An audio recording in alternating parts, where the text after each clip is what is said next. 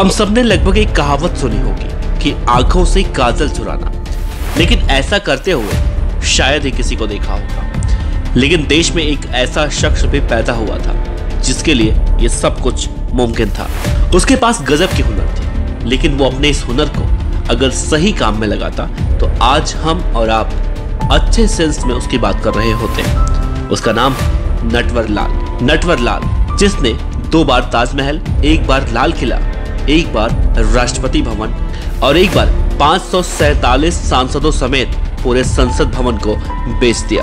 उसी नटवर लाल की कहानी आज हम आपको सुनाने जा रहे हैं। नटवर लाल का जन्म बिहार के सीवान जिले के जीरादेई गांव में हुआ। वैसे तो इसका नाम मिथिलेश कुमार श्रीवास्तव था, लेकिन ठगी की घटना को लेकर नटवर लाल के नाम से ज्यादा अंजाम देने की वजह से ये नाम मशहूर हो गया। नटवर लाल इतना मशहूर हुआ कि एक मुहावरा बन गया। अगर आज भी कोई ठगी की कोशिश या मजाक करे तो लोग उसकी तुलना नटवर लाल से करने लगते हैं। नटवर लाल ने इसकी शुरुआत कहां से की? आखिर नटवर लाल को कैसे मालूम चला कि सब कुछ कैसे इतना आसान हो जाएगा?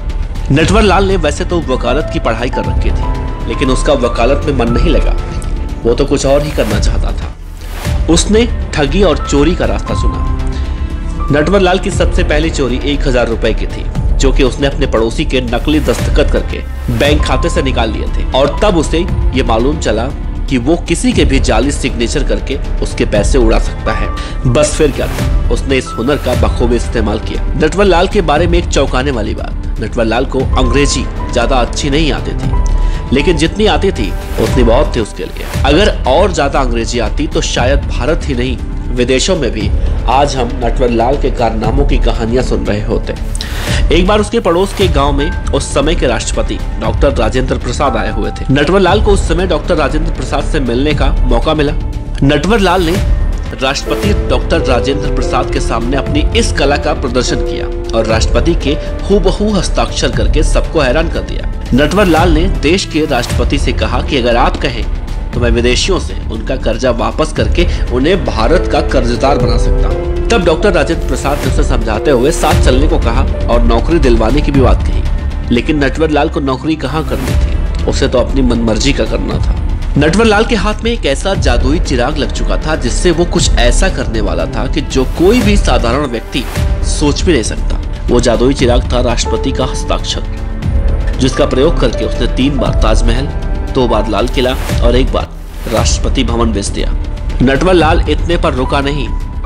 हम आज के जमाने में बात करते हैं कि ये मंत्री बिका हुआ है, वो मंत्री बिका हुआ है, ये नेता अच्छा नहीं है, वो नेता खराब है। लेकिन नटवर लाल एक ऐसा व्यक्ति था जिसने देश के इन मंत्रियों को ही बेच दिया था। जी हाँ, नटवर लाल ने लोकतंत्र के सबसे बड़े मंदिर को 545 सांसदों समेत यानी कि संसद भवन को ही बेच दिया था। ऐसा नहीं है कि नटवर लाल ने सिर्फ सरकार को ही चूना लगाया। नटवर लाल ने बड़े उद्योगपतियों को भी चूना लगाया, जिसमें धीरूभाई अंबानी, टाटा, बिरला जैसे तमाम नाम शामिल थे। नटवर लाल के सबसे ज्यादा शिकार सरकारी कर्मचारी और मध्यम वर्गीय लोग थे। नटवर लाल अपने पूरे जीवन काल में 9 बार पकड़ा गया। अगर उसे मिली सजाओं को जोड़ा जाए तो उसे कुल 11 साल की सजा मिली और इसका वजह था उसका नाटकीय ढंग से भाग जाना। वो जितने नाटकीय ढंग से पकड़ा जाता उससे भी ज्यादा नाटकीय तरीके से भागने में कामयाब हो जाता। एक बार 75 साल की उम्र में 3 हवलदार नटवर लाल को पुरानी दिल्ली की तिहाड़ जेल से कानपुर ले जाने के लिए रेलवे स्टेशन पर लखनऊ मेल पकड़ने के लिए आए। नटवर लाल जोर जोर से हांफने लगा और एक हवलदार से बीमारी का बहाना बनाकर दवाई लाने को कहा। तभी नटवर लाल ने अपना दूसरा दांव खेला और एक हवलदार को कहा कि तुम जल्दी से पानी ले आओ वरना मेरी जान चली जाएगी। अब बचा था एक हवलदार, तो नटवर लाल ने बाथरूम का बहाना किया और वहां से रफू चक्कर हुआ। नटवर लाल 1996 में आखिरी बार गिरफ्तार किया गया था और कानपुर के जेल में रखा गया। बुजुर्ग होने की वजह से उसकी तबीयत खराब रहने लगी। एक बार कोर्ट के आदेश पर जब उसे इलाज के लिए दिल्ली के एम्स अस्पताल में ले जाया जाने लगा तो 2 हवलदार, एक डॉक्टर और एक सफाई कर्मचारी को झांसा देकर नटवर लाल कब गायब हो गया किसी को आज तक मालूम नहीं चला। कहते हैं कि नटवर लाल आखिरी बार बिहार के दरभंगा के रेलवे स्टेशन पर देखा गया। नटवर लाल को बहुत पहले से जानने वाले एक थानेदार ने उसे देखा, लेकिन जैसे ही वो थानेदार अपने साथियों को लेकर दोबारा वहां पहुंचा, नटवर लाल वहां से गायब। शायद नटवर लाल ने भी उन्हें देख लिया होगा और उसकी मौत भी अब एक ऐसी रहस्य बनी हुई है जो अब तक सुलझे नहीं है और इसी वजह से उसके खिलाफ कई अपराधों की सुनवाई लंबित है। कई फाइलें अभी भी खुली हैं। नटवर लाल को अपने किए पर कोई पछतावा नहीं था। उसके मुताबिक वो बहाने से पैसे मांगता और लोग उसे देते। एक बार एक जज ने नटवर लाल से पूछा कि ऐसा कैसे संभव हो सकता है, तो उसने कहा, साहब, मैं अपनी बातों से किसी को भी अपना मनचाहा काम करवाने के लिए मजबूर कर सकता हूँ। आप मुझसे 10 मिनट बात कर लीजिए, बस उसके बाद आप खुद मुझे बाइज्जत बरी कर देंगे। अगर बात करें नटवर लाल के परिवार की, तो उनकी पत्नी की मौत हो चुकी थी। नटवर लाल की कोई संतान नहीं थी। घर वालों ने उसके कारनामों की वजह से उसे बाहर का रास्ता दिखा दिया।